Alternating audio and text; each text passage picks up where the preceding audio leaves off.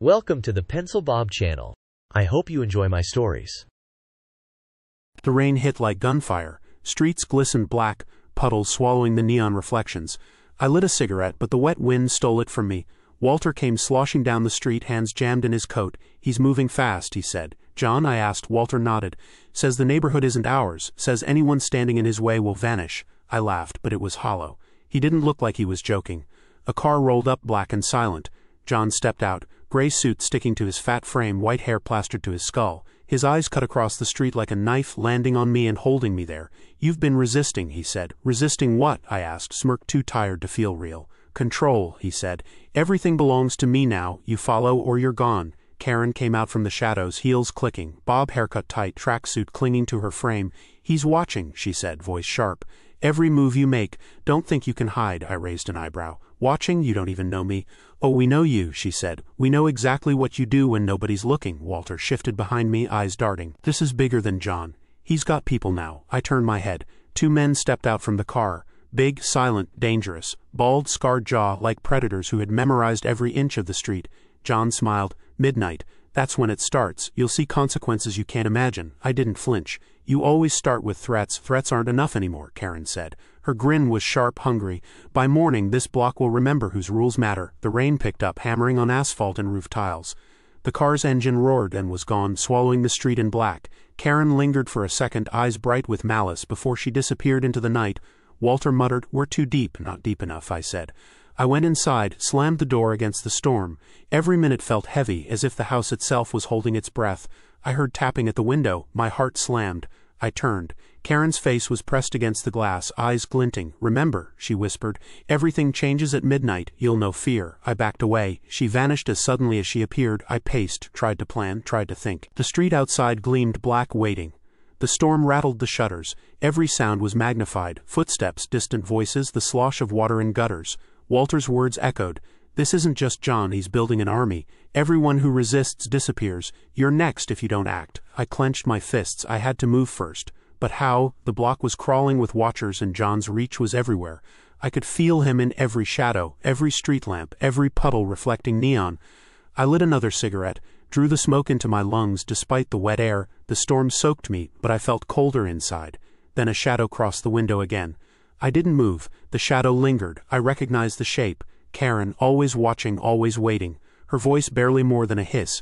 "By dawn you'll wish you never stood." I slammed the curtain. The storm roared outside, but inside the tension settled like ice over my chest. Midnight was coming, and with it a reckoning. The first strike had already been thrown. I didn't know how deep this went. I only knew I had to survive until midnight, and by the time it came, everything I thought I knew about power, fear, and control would be gone. The next night fell like a black curtain, heavy and suffocating.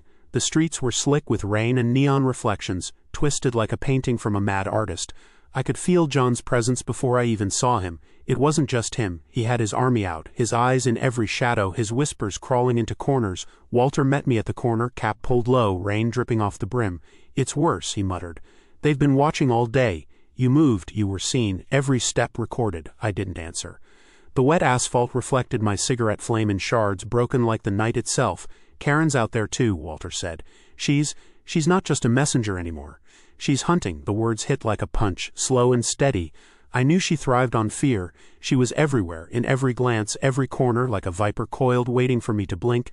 I stepped into the alley. It smelled of rain, oil, and something else, something metallic. I could hear footsteps echo, but they weren't mine. I turned. Karen was there, close. Her heels clicked sharp against the concrete. "You really thought last night was enough?" she said, voice cutting. "You're just warming up." I lit a cigarette and let the smoke cover my face. "You enjoy this too much, don't you?" she grinned. "I enjoy watching. I enjoy seeing them obey. John likes it too. He likes it when people squirm." I felt a hand on my shoulder. I spun. Walter, pale under the cap, eyes wide. "They're moving in," he hissed. "John's got reinforcements, bigger ones this time." I didn't hesitate. We ducked behind a dumpster, rain pattering like gunfire.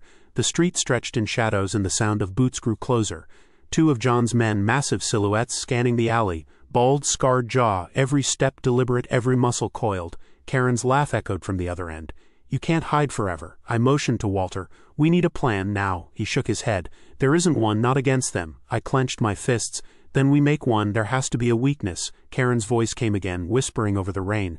They don't have weaknesses, you do. I flinched. She knew me too well, too much.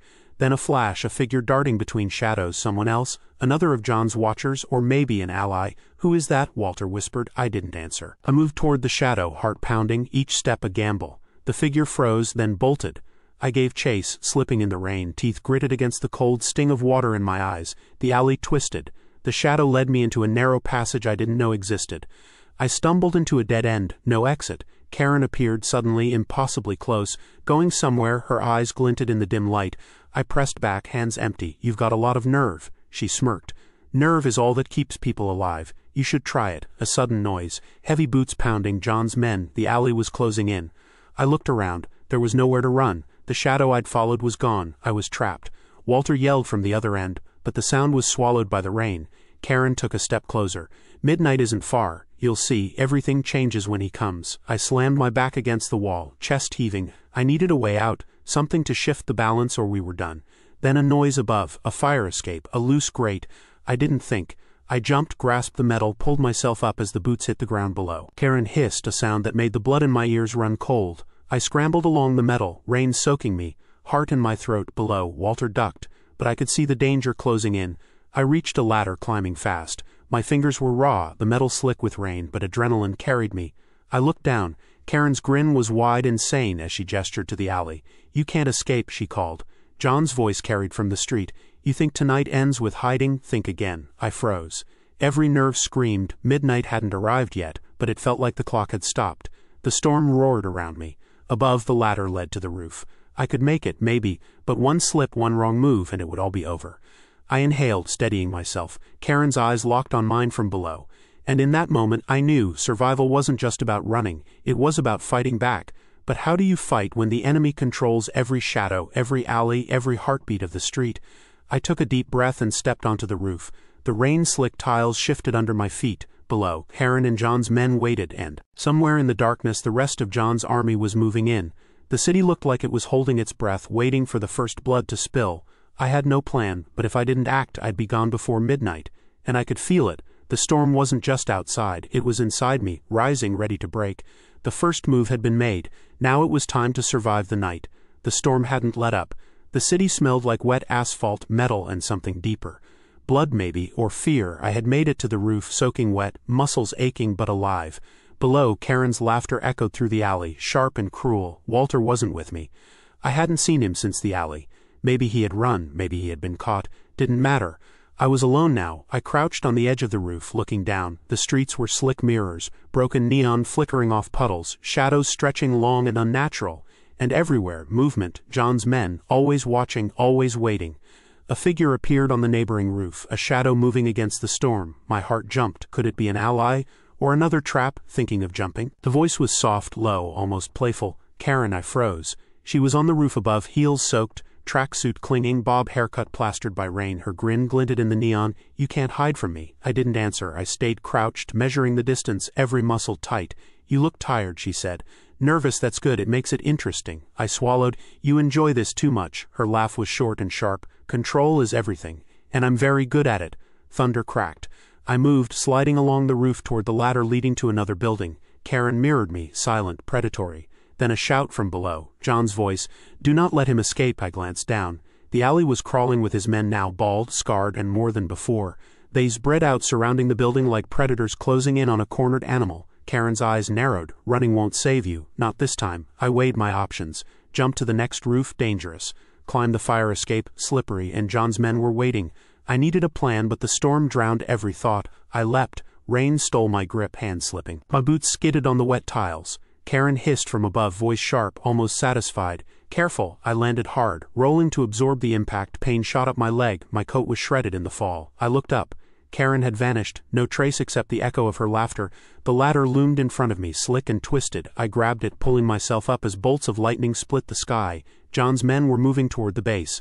I climbed faster, rain pouring down my face, teeth gritted against the cold and fear, every step a gamble. At the top I reached the roof, gasping. Another stretch of buildings, all slick, all waiting. I could see the city stretched below, twisted and black, puddles reflecting neon and lightning. A door creaked behind me. I spun. Shadow moved. Not Karen, someone else. You shouldn't be here, a low voice said. I squinted. Male, tall, cloaked in wet fabric, hood hiding his face, hands gloved, calm, precise. "Who the hell are you?" I shouted over the rain. He didn't answer. Instead, he gestured. "Come, follow." Every instinct screamed trap, but John's men were below, and Karen. Karen wouldn't stop. I had no choice. I followed him, roof to roof, the storm battering us, lightning turning puddles into molten mirrors. "Where are we going?" I demanded. "You'll see," he said, voice steady, unreadable. "If you want to survive, keep moving." We reached a corner of the building that overlooked a side street. Below, the alley had emptied. For a moment, I thought maybe we had shaken them. Then a shadow detached itself from the darkness. John, gray suit soaked, eyes cutting across the street. Karen appeared beside him, wet and smiling. "You're running out of luck," John said. His grin was ice. "Time's almost up. Midnight will decide." I froze. There was nowhere left to go, and the stranger behind me had vanished. I was trapped on the roof, rain pelting down, adrenaline coursing, every thought screaming. Karen raised a hand, pointing. "One wrong move and you're finished. Every building, every alley, every corner, mine." I swallowed. My legs were trembling. Every plan I had evaporated in the storm and in their eyes. Then John's voice, closer, sharper. "You don't understand yet. By midnight, you'll know fear the way I do. You'll know control." The city held its breath. Rain hammered the rooftops. Shadows twisted, neon flickered. And I realized the night wasn't about surviving anymore. It was about living long enough to see what they would do next. The stranger who had guided me was gone. I was alone, surrounded. The storm roared and the night stretched endlessly. And I knew midnight would change everything. Grin was relentless. It drenched everything, but it didn't wash away the fear. The city had turned into a labyrinth of wet shadows and slick steel. I was moving fast, roof to roof, heart pounding, every step a gamble. The stranger had vanished. I was alone again. Walter's face flashed in my mind. Did he make it? Was he alive? No time to dwell. Below, John and Karen prowled the alleys like predators. Their presence pressed into me, heavy and constant. I reached a fire escape at the edge of a building, fingers raw from climbing, rain stinging my eyes. The street below was almost empty, but I knew it was a trap. Every shadow could be watching, every corner could hide a predator. I heard the voice first. Low, soft, but deadly. "Going somewhere?" Karen appeared on the rooftop above me. Wet tracksuit clinging, bob haircut plastered to her skull, grin wide and insane. "You think you can run forever?" I didn't answer. I didn't want her to know fear had begun to creep in. "Your legs are shaking," she said, stepping closer. "Good, it makes the hunt entertaining." I clenched my fists. "Entertaining for you, maybe. For me, it's survival." Below, the shadow of John's men shifted. Bald, scarred jaw, massive, moving like predators. One hand on the wall, ready to climb. Karen hissed, a sound like steel scraping stone. "Midnight isn't far. Every second you waste is another inch toward your end." I looked at the fire escape, too slow. I'd be caught before I made it halfway down. I weighed jumping to the neighboring roof. Dangerous. But maybe the only chance. Lightning split the sky. I made my move, leaping. Rain stole my grip. My boots skidded on slick tiles. I rolled, hitting the next roof hard. Pain shot through my shoulder. I scrambled to my feet. Karen's voice floated down. "Careful, I'd hate to see you broken already." Below, John's men had reached the base of the building, spreading like ink. Every alley leading in, every rooftop exit blocked. I could see the city stretching out in black and neon, every street a potential trap. My chest burned, my lungs screamed, but I moved, knowing every heartbeat was borrowed. Then a sound, a crash from the roof behind me. Someone else, another of John's reinforcements. I spun. A man stepped from the shadows. Tall, wet hood over his head, gloves slick with rain, face hidden, calm, precise. "You're not alone," he said. "Follow me if you want to survive." Instinct screamed trap, but I had nowhere else to go. I followed him along the rooftops, jumping gaps, sliding along slick tiles, neon reflecting off puddles like fractured glass. "Who are you?" I demanded. "No time," he said. "They'll be on us if we hesitate." We reached the edge of a building overlooking a narrow street. Below, John and Karen were surveying the city like rulers of an empire. Their shadows stretched impossibly long. Karen's grin widened. "Running out of tricks," she called, voice carrying through the rain. I felt my stomach twist. This wasn't just a hunt anymore, it was a war. Every move, every breath could be my last. Suddenly, a shadow moved across the street below. Not Karen, not John, someone else. My eyes widened. Could it be an ally, another player in this insane game? "Careful," the hooded man said, tone low. "Not everyone wants to help you. Watch every corner." Lightning illuminated the scene. The alley below shimmered wet and black. Karen was gesturing with a finger, signaling John's men. They were moving in, faster, precise, hungry. I didn't hesitate. I ran, sliding along the roof, hands gripping edges, jumping to the next building. Pain stabbed my shoulder, but I ignored it, focused. Every second mattered. A hand grabbed my ankle. I twisted, kicked, and broke free. Below, one of John's men had tried to climb up. He fell back with a splash into a puddle, but others were closing in. Karen laughed, low and cruel. "You can't escape forever," John's voice carried above the storm. "By midnight you'll understand. You'll know who owns the night." I froze for a fraction of a second. Every nerve screamed. The hooded stranger pulled me along the rooftops. The storm battered us, wind ripping at our clothes. Every step was survival, every leap a gamble. I glanced back. John and Karen were orchestrating everything below. Midnight hadn't struck yet. The storm raged, the city waited. And I realized in that moment there was only one thing certain. By the time midnight came, nothing would ever be the same. The night had changed. I wasn't just running anymore. I was being hunted in ways I couldn't predict. The streets had emptied, but the air was thick with tension. Every shadow seemed alive, whispering threats I couldn't see. I ducked into an abandoned warehouse at the edge of the district. Rusted metal groaned under the storm, puddles forming on the cracked concrete floor. The walls were lined with broken crates, wet from the rain seeping through the roof. This place smelled of oil, mold, and something else. Something wrong. "Thought you could lose us?" Karen's voice came from above, echoing off the metal beams. Her heels clanged as she stepped onto the catwalk, rain dripping off her black tracksuit. "You can't hide anywhere." "Not exactly hiding," I said, trying to sound calm, though my chest hammered. "Just exploring." Her laugh bounced off the walls, sharp and insane. "Exploring? You're digging your own grave." Then John's voice came from the shadows, fat frame stepping out from the rain-streaked doorway, gray suit-soaked, white hair plastered to his skull. "Midnight approaches, every moment counts, every breath you take is on my terms." I swallowed hard. "You're insane." "We're very sane," Karen said, leaning over the railing of the catwalk, "and very thorough. You will learn that soon." I moved toward a stack of crates, trying to think. The storm outside had driven everyone inside. This was their territory now. I could feel the weight of it. The way every step echoed, the way my heart pounded against the metal beams. Suddenly, the floor beneath me groaned. A trap. I froze. Karen's grin was still visible above me. She had something in her hand, a long steel chain, swinging like a pendulum in the dim light. "Careful where you step," she said. "One slip and—" She let the sentence hang.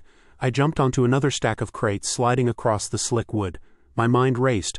I needed leverage, a way to turn this, even just a little. From the shadows, a sound clatter of boots. John's men were entering through a side door, wet and silent. Bald man, scarred jaw, massive. Another, equally big, moving with precision. "Looks like you're surrounded," John said, stepping closer, eyes narrowing. I swallowed, thinking fast. There had to be something here I could use, something heavy, something dangerous. I spotted an old forklift in the corner, rusted but intact. If I could get it moving. Karen's eyes caught mine. Planning something, her grin stretched wider. "I love it when they try to fight back." I ran. Crates toppled, metal groaned. Chains swung dangerously close, cutting the air. I reached the forklift, slipped behind the wheel, hands shaking, heart hammering. John barked something at his men. "Stop him!" I kicked the ignition. Sparks flew. The forklift roared to life, shaking the floor. Karen screamed, backing off the catwalk. The metal chain swung wildly, barely missing me as I charged forward. The two men tried to intercept me. I shoved the forklift sideways, barrels crashing down, and one man fell back with a grunt. The other barely held on to the edge. John's eyes flared with rage. "This isn't over." I revved the engine, plowing through crates, knocking over stacked boxes, metal clanging like gunfire. Rain poured through holes in the roof, making the concrete slick. I slid the forklift to the back door, kicked it open, and barreled into the street. The storm was wild, wind whipping rain sideways. I didn't look back. I could hear Karen's laughter echoing, mixed with John's angry shouts. But I had a moment, a narrow moment of freedom. Then I saw it, a barricade of cars, metal gates, and shadows. They weren't letting me go that easily. Midnight was almost here. I slammed the forklift to a halt. My chest burned. My hands were raw. The streets glimmered wet and black under neon and lightning, and then I realized they had anticipated every move, every escape, every risk. Karen stepped out from the shadows of the barricade, steel chain in hand, wet hair plastered to her skull, bob haircut sharp and menacing. John was behind her, massive, gray suit soaked, eyes cold. I was trapped. The storm raged. Lightning illuminated the scene, the crates, the warehouse, the flooded streets. It was all chaos, and I was at the center. And I knew without a doubt midnight would bring the reckoning. I am a man. I am tired. I am angry. We met at dawn in an empty lot. Walter was there.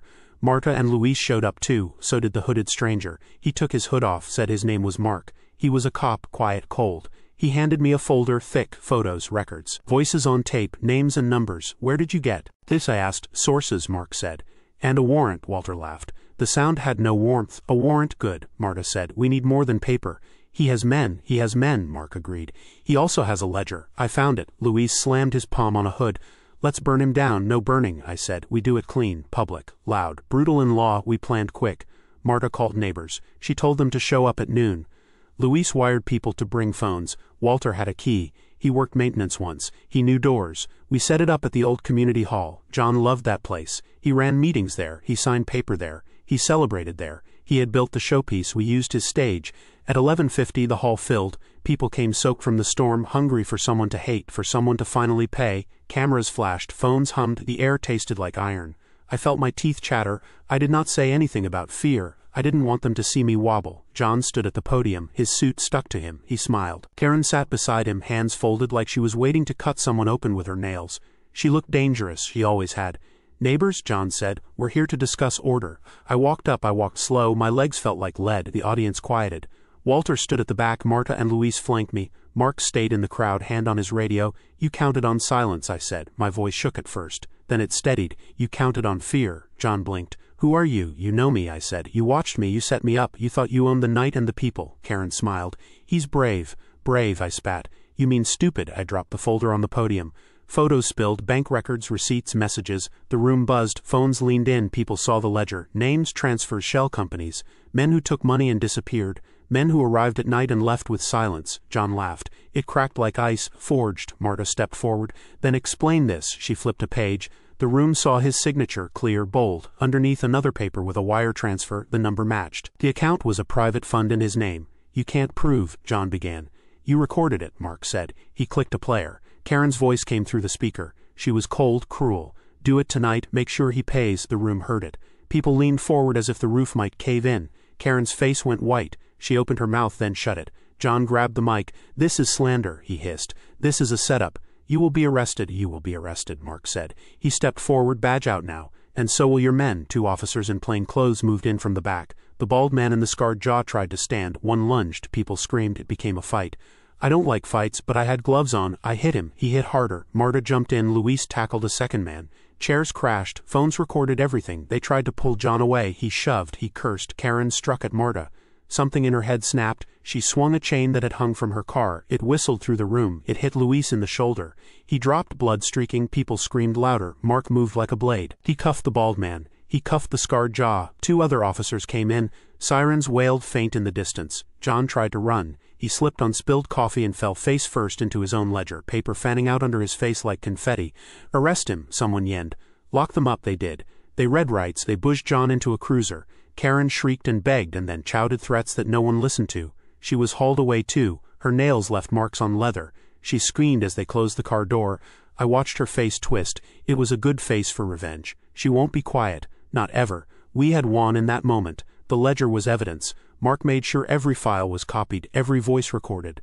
The cameras had caught every shove, every lie. John's men were led out in cuffs. The crowd roared. Some wept. Some cheered. I tried to feel satisfaction. I felt a hollow like a missing tooth. They took him to jail. They took her too. They sat in separate cells. The files went to court. Mark said he'd be there. He said he'd see it through. I believed him then. Afterward we walked in the rain. The city didn't feel cleaner. It felt different. Like a wound open to the air. People came up to us and touched our shoulders. They called us heroes. I didn't like that word. I liked fewer things. Now Walter was quiet. He held a cigarette but didn't light it. He looked pale. Marta clapped Luis on the back. Luis grinned despite the pain. "You did it," Marta said. "You made them pay." "No," I said. "We made them fall. We didn't change the rain." Mark shook my hand. "You were brave," he said. "You did right." I looked at him. "Right?" I repeated. The word tasted old and used. Weeks later the papers said arrests. The court showed broken men in suits. Karen got charged with coercion and assault. John was indicted for fraud, extortion, a stack of crimes that made my skin crawl. The neighborhood watched the trials. Some said we were lucky. Some said we were lucky to be alive. Luck was part of it. So was the fork in the road. So was the rage in my chest. They took his house. They auctioned the car. They froze accounts. They tore down the plaques with his name. People came and spat on them. That felt good for a minute. Then it didn't. The faces changed. New men came asking favors. New rules crawled over the block like moss. The HOA was gone. The council was dissolved. The title deeds were reissued. But the power didn't die. It shifted. It found cracks. It grew in the cracks. I watched it happen. And that was worse. I thought I would sleep. I didn't. I woke at night with my hands on the sheets, hearing the crash of the forklift and Karen's chain and the sound of someone's bones. The ledger haunted me. The court had papers and verdicts. The street had stories. But the smell of money and control never left. We had destroyed them. We had torn them apart. Brutal, clean, final. And still the city kept breathing. The rain kept falling. New shadows leaned into their shapes. I lit a cigarette. The smoke tasted like metal. I looked at the street. I listened for heels. I was not safe, not by a long shot, but at least they could not walk over us anymore. Not John and not Karen, not today. The rest was a waiting game. The victory was loud, the cost was quiet, the world kept turning, the block exhaled and then returned to its old habits, power traded hands. The lesson was brutal, the lesson was simple. We had won the war, we had not won peace. The night remembered everything, I did too, the ledger sat in evidence. I hoped someone would use it right. I hoped, hope felt small. I walked home in the rain and let the storm cover my face. The city swallowed me up, the darkness felt sharper now, like a blade. I liked the edge. The end was a ruin, it was glorious in its ruin.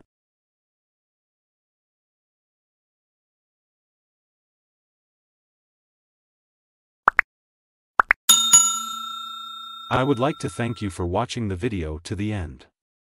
To encourage us to make more videos, please like, subscribe, comment, as well as share. Check out this other video if you haven't already.